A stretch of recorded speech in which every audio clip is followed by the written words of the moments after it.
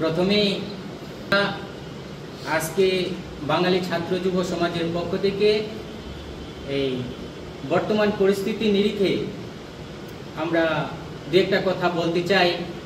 এটা হচ্ছে, আপনারা অবগত আছেন যে বাংলা ভাষা নিয়ে, যে বাংলা ভাষার যে বাংলা একটা ধ্রুপদী ভাষা, এই ভাষা স্থান পেলেও আমরা তো দীর্ঘদিন ধরে বাঙালি ছাত্র যুব সমাজ এই আন্দোলন করেছি যে বাংলা ভাষাকে মর্যাদা রক্ষার জন্য। অবশেষে এই বাংলা ভাষাকে ধ্রুপদী ভাষার স্থান দেওয়া হলো, কিন্তু আজ অবধি এই বাংলা ভাষাকে তার যে যথার্থ যে প্রয়োগ, এই প্রয়োগ আমরা দেখতে পাই না।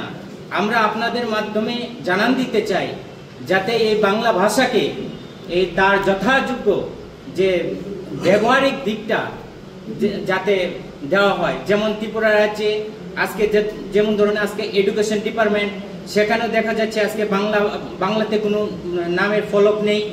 বিগত দিনে আমরা ত্রিপুরা ইউনিভার্সিটিতে আন্দোলন করেছিলাম বাঙালি ছাত্র যুব সমাজ, যেখানে বাংলা বিভাগটা সেখানেও আজকে সেই সময় দেখেছিলাম যে বাংলাতে লেখা ছিল না, সেটা ইংরেজিতে ছিল। তার জন্য আমরা প্রতিবাদ করেছি, ডেপুটেশন দিয়েছি, আপনাদের মাধ্যমে অনেক প্রচার হয়েছে, প্রসার হয়েছে। কিন্তু আমরা এখন এই বাংলা ভাষা যে ধ্রুপদী ভাষা, এই ধ্রুপদী ভাষার ব্যবহারিক প্রয়োগ যাতে সরকার বাধ্যতামূলক করে, তার জন্য আমাদের আজকে একটা আপনাদের মধ্য দিয়ে বার্তা দিতে চাই। বিদ্যালয়ে আজকে বিদ্যালয় থেকে উচ্চশিক্ষা পর্যন্ত যে শিক্ষার যে একটা শিক্ষকের যে একটা ঘাটতি রয়েছে প্রচন্ড, সেই ঘাটতিকে নিয়োগের মাধ্যমে সেটা যাতে পূরণ করা হয়, যাতে ছাত্র ছাত্রীদের ভবিষ্যৎ নিয়ে যাতে ছিনিমিনি না খেলা হয় এই জন্য। এবং এই বেকারদের আজকে এত অভিভাবকরা এত টাকা পয়সা সারা জীবনের অর্থ সঞ্চয় দিয়ে তারা পড়াশোনা করায়, কিন্তু তাদের কর্মসংস্থান নেই। তাদের উপযুক্ত একটা কর্মসংস্থানের ব্যবস্থা যাতে করা হয়, তার জন্য আমাদের আপনাদের মাধ্যমে এটাও জানান দিতে চাই যে তাদের যাতে উপযুক্ত কর্মসংস্থান করা হয়। ত্রিপুরাতে আজকে নিজস্ব কোনো আয় নেই। ত্রিপুরাতে আজকে ক্ষুদ্র শিল্প আছে, মাঝারি শিল্প আছে, সেগুলোর উপর যাতে সরকার গুরুত্ব দেয়। আজকে এছাড়াও দেখা যাচ্ছে যে শিক্ষা প্রতিষ্ঠানের যে জিনিসগুলো, সেগুলো দেখা যাচ্ছে বাইরে থেকে আমদানি করা হয়। আজকে কেন আমাদের ত্রিপুরা রাজ্যের ব্যবসায়িকদের কাছ থেকে যদি সেগুলো ক্রয় করা হয়, সেগুলো সেখানে তারা ত্রিপুরাবাসী অর্থনৈতিকভাবে স্বয়ংসম্পূর্ণ হবে। এটা করা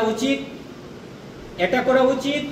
তাই আমরা এই যে মানুষের যে অর্থনৈতিকটাকে স্বয়ংসম্পূর্ণ করার জন্য, ত্রিপুরাকে স্বয়ংসম্পূর্ণ করার জন্য এই পরিকল্পনাগুলোকে আপনাদের নিতে হবে। কারণ ত্রিপুরাতে কি ইন্ডাস্ট্রি করা যায়, বাইরে থেকে প্রচুর জিনিস আসে আমাদের ত্রিপুরা রাজ্যে, কোটি কোটি টাকার বাইরে এখান থেকে ত্রিপুরা থেকে হয়ে যাচ্ছে, বহিরাজ্যে চলে যাচ্ছে।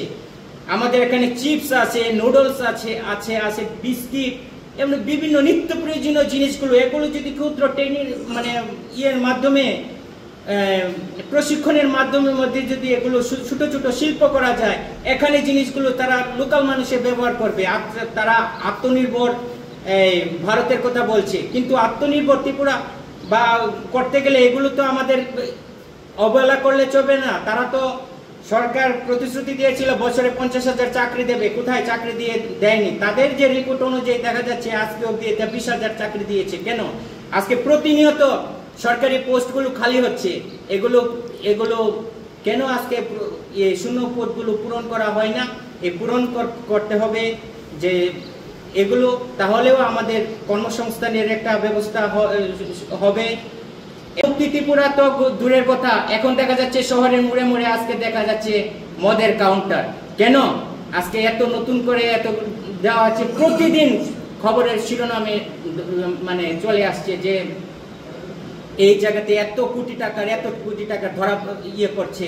কেন এগুলোর উপযুক্ত শাস্তি দেওয়া হচ্ছে না? এগুলোকে নেশার, আজকে ত্রিপুরা রাজ্য আজকে নেশার কারখানা গড়ে উঠেছে। আজকে যুব সমাজ হতাশাগ্রস্ত, তাদের কোনো কর্মসংস্থান নেই। তাদের যাতে কর্মসংস্থান করা হয়, তাদের যাতে উপযুক্ত করা হয়, তাদের যাতে এই নেশাকে যদি সত্যিকারে ইয়ে করা হয়। এটা আপনারা দেখেছেন ত্রিপুরা সরকার কি করেছে কিছুদিন আগে, যে হ্যাপি অ্যান্ড আওয়ার নামে যেরকম একটা সংস্কৃতির একটা বেলাল্লাপনা যেগুলো করা হয়েছে, জনগণ তার বিরুদ্ধে, প্রত্যেকটা ছাত্র সংগঠন, যুব সংগঠন তার বিরুদ্ধে প্রতিবাদ করেছে। এই যে অবস্থা ত্রিপুরা রাজ্যের যদি হয়, তাহলে আমরা ত্রিপুরার মানুষ কি করবে? ত্রিপুরার মানুষের জন্য ত্রিপুরার অর্থনীতিকে স্বয়ংসম্পূর্ণ করতে হবে।